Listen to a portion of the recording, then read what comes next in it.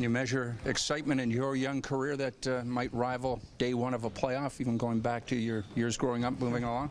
Yeah, it's not much can really rival this. This is the best time of the year, obviously. So I think everybody in the locker room is excited to get going. Everybody's ready to go.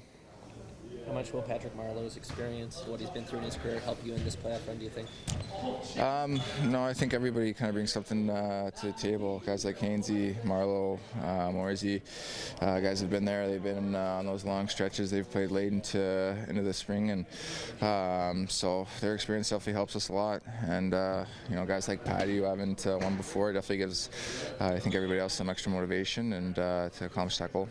Last year ended with Washington. How much have you been thinking about today and getting back to this? I think it's always in the back of your mind. I mean, when you play throughout the regular season, it's to get back to this point, and so it's finally here, and we feel like we're ready, and we want to take full advantage of it.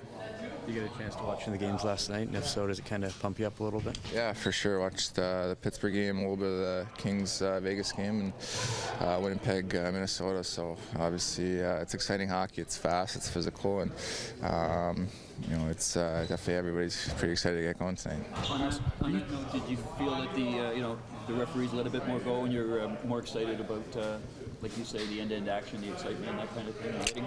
Yeah, I don't know if they let too much more go. That Pittsburgh game had quite a bit of penalties, but I think it's just kind of the way it goes, right? Playoff hockey, it's more physical, and it just seems faster. You have less time and space, and that's just the way playoff hockey is. So, you got to fight for every inch.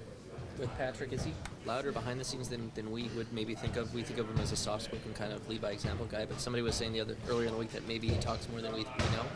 Yeah, he probably talks more than you think, but he's still kind of that quiet guy that, like you said, leads by example, and he's been a guy that a lot of us have looked up to, and this year, and getting to know him, and he's just a great pro, great guy, and he does everything right. I mean, just his off ice, on ice, everything he does, he's obviously got that routine down, and that's why he's been able to play for so long and been so successful. How can your forwards complement your D and minimize Boston's time in your zone?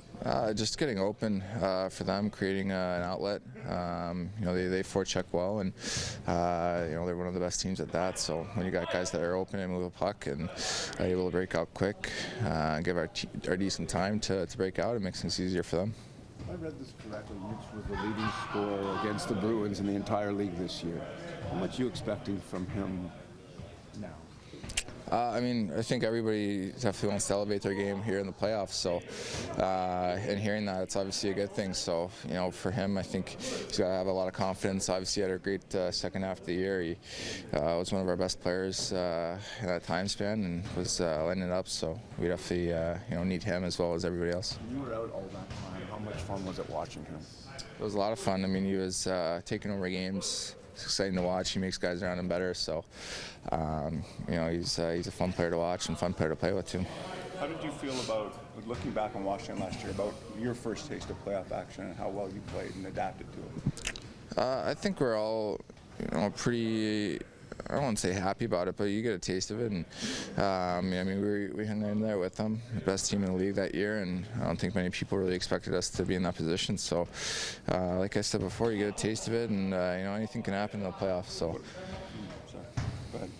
That's it. Okay. What about you personally? Like, you 4 goals in 6 games. You looked like you adjusted as well as anyone could. Yeah, I mean, I think you expect to go into it. There's going to be an adjustment. I think the first maybe game and a half, it's pretty eye-opening, but you get the hang of it. You finally kind of get a feel for it and understand that it's not like the regular season, or it's not like the first 25, 30 games where it's going to be super open out there. It's not a lot of space. Everything kind of seems to happen generally off the cycle, and in the offensive zone, not much comes off the rush. So, I think once you kind of get your head around that and kind of understand that and just kind of get to work, we seem to generate some opportunities. At the skill level on these two teams, it can't be a short series. I don't know. I mean, you never know, but yeah, like you said, they've got a lot of firepower. I think we do too. So, their top line's got to be up there as one of the best lines in hockey. So, they got a lot of depth too. They got a lot of young guys that can play, and that have made a big impact for them this year too.